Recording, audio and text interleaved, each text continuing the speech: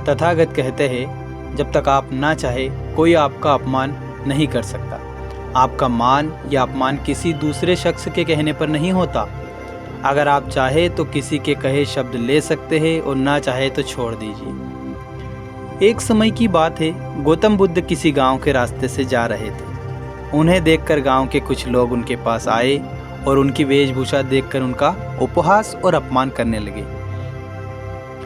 उन्होंने कहा, यदि आप लोगों की बात समाप्त हो गई हो तो मैं यहाँ से जाऊँ? मुझे दूसरे स्थान पर भी पहुँचना है। बुद्ध की बात सुनकर वह ग्रामीण हैरान थे। एक शिष्य को ये देखकर बहुत बुरा लगा। उसने पूछा, आपको इनकी बातों का बुरा नहीं लगा? आपका इतना अपमान किया और आप दुखी भी नहीं हुए?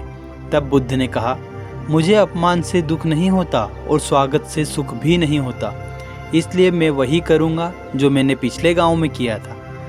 एक ग्रामीण ने पूछा, पूज्य, आपने पिछले गांव में ऐसा क्या किया था?